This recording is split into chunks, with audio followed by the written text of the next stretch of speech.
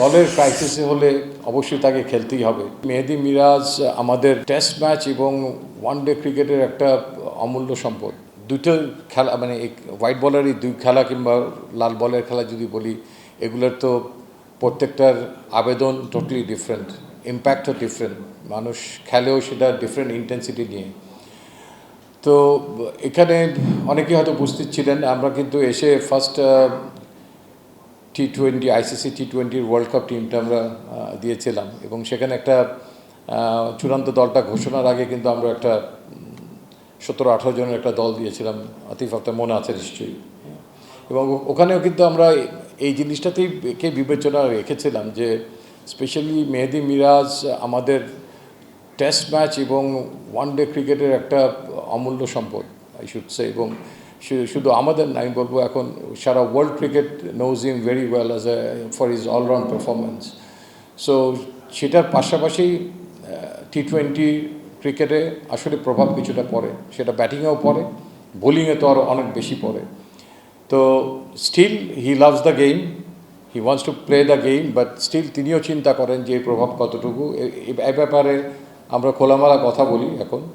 এবং দলের ক্রাইসিসে হলে অবশ্যই তাকে খেলতেই হবে। মানে দলের চাহিদায় প্রথম একাদশে যদি আমরা সিরিয়াস ক্রাইসিসে পড়ে যাই, definitely he will pick him and he will also come and play.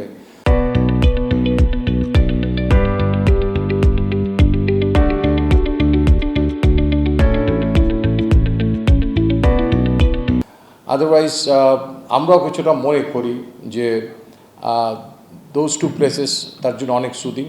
তিনি পর্যায়ক্রমে একটার থেকে শিফট হয়ে আবার T20 ফরম্যাটে খেলা ফেরত আসা কোনো কঠিন কিছু না। তিনি তার অনেক ক্ষুরধার মেধাসম্পন্ন খেলোয়াড়, যে কোনো ফরম্যাটে তিনি অ্যাডাপ্ট করার মতো সক্ষমতা রাখেন।